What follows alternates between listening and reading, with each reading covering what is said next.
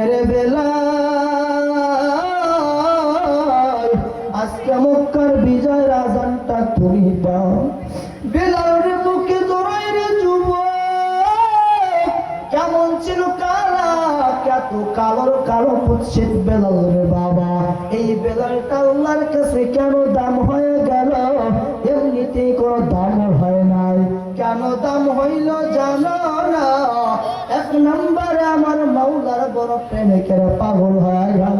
নবী আমার বলেন, আমি যখন হিজরত করতে যাই, আমি যখন মেরাজের রাত্রিতে আমি জান্নাত ভ্রমণ করলাম, জান্নাতে যাইয়া দেখি এইখানে আর কারো আওয়াজ নাই, একমাত্র আওয়াজ হলো বেলালের পায়ের আওয়াজ।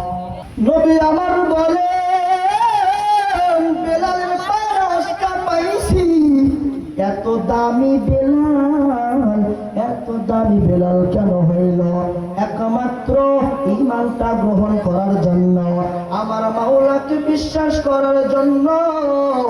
যদি তুমি ঈমানটা ভিতরে আনতে পারো, তাহলে তোমার জন্য দান হয়ে যাবা। এই বডির কোনো দাম নাই যতক্ষণ পর্যন্ত তোমার ঈমানটা বড় পাকা নাই, মজবুত নাই। ঠিক কিনা বলেন? ঈমানের ভিতরে তোমার ঈমান ঢুকাও কেমন? ঈমানের পাটটা দিয়া ঢুকাও। ঈমান যদি তোমার না হয়, তোমার এই বডির কোনো দাম নাই, তুমি জাহান্নামে চলে যাবা। ঈমানটা ভিতরে ঢুকাও, তাকওয়া তোমার ভিতরে ঢুকাও রে বাবা। তাহলে দেখবা সাহাবায়ে কেরামরা কত দামি, কেমন কেমন ছিল। এক নাম্বার নামাজের মুসল্লি দাঁড়াইও, আল্লাহকে আমার ডাকিও, হে মালিক জীবনে কম গুনাহ করি নাই, আল্লাহ একবার তো তওবা করতেছি, আল্লাহ জীবনে আর কোনো গুনাহ করব না, আল্লাহ সব গুনাহ আপনি আমার মাফ করিয়া দেন। এরে যুবক ভাই, সময় নাই, মেহমান এসে হাজির, এরপর বলে নামাজটাকে ছাড়িও না, মুনাফিকের কাছ থেকে বাঁচাও। নামাজের একটা বার পাবন্দিওয়ালা হইয়া যাও। যদি নামাজওয়ালা হইতে পারো, তোমার জন্য তো বড় জান্নাতের সুসংবাদ পাইবা। দিলটা বড় পাকা হইব, তোমার জন্য কবরটা বড় ভালো হয়ে যাবে।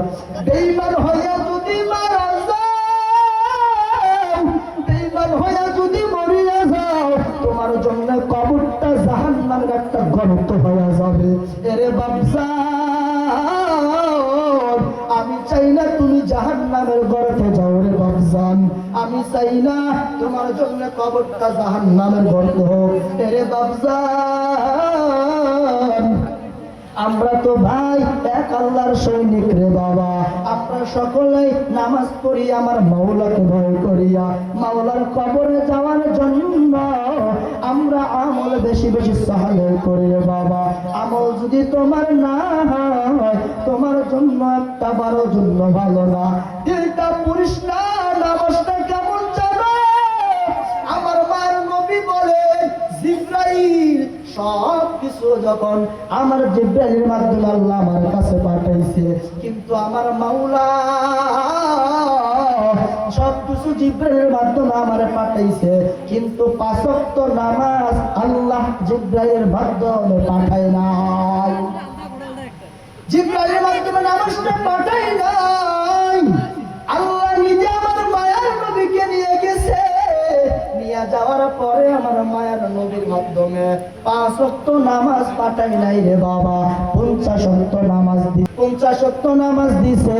50 ওয়াক্ত নামাজ নিয়ে যখন আমার মার নবী উম্মতের দ্বারে আসতে চায়, পয়গম্বর মুসা কালিমুল্লাহ আমার মায়ের নবীকে দা বলে, হে নবী আমার, কি আপনার উম্মতের জন্য আল্লাহ পাক কি দিয়েছে একবার বলিয়া দাও। আমার মার নবী রে মুসা কালিমুল্লাহ কি দিছে জানো? কি দিছে জানো? জানো জানো আমার আল্লাহ আমার উম্মতের জন্য 50 ওয়াক্ত নামাজ দিল। 50 ওয়াক্ত নিয়ে আমি যাইতেছি। একটা মুসা কালিমুল্লাহ বলে, নবী আপনার উম্মত তো সময় পাবে না, আপনার উম্মত তো 50 পারবে না, আপনার উম্মত কোনো সময় পাবে না। এই 50 ওয়াক্ত নামাজ আপনি নিয়ে আসেন না। আমার মায়ের নবীকে নিয়ে বলে দিলেন। মায়ের নবী আবার আল্লাহর দরবারে চলিয়া গেলেন, যাইয়া বলল আমার উম্মত 50 ওয়াক্ত নামাজ পড়তে পারবে না, কমাইয়া দাও। আরো 5 রাকাত কমায় দিছেন। আবার চলে গেছে মুসা নবী আবার কয় ওয়াক্ত নামাজ নিয়ে আসছে, কয় 50 ওয়াক্ত থেকে 5 ওয়াক্ত কমাইয়া দিছে, কয় 5 ওয়াক্ত কমাইয়া 45 ওয়াক্ত দিছে। কাম হবে না, এই নামাজ আপনার উম্মতরা পড়তে পারবে না। আবার পাঠায় দিছে, আবার কমায় নিয়ে আসছে, আবার পাঠাইছে।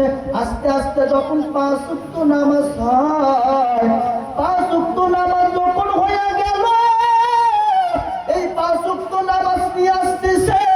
এরপরে মুসা কালিমুল্লাহ ডাক দেয়া বলে, ও নবী আপনি কয় ওয়াক্ত নামাজ আবার নিয়ে আসছেন, উম্মতের দ্বারে বলিয়া দাও।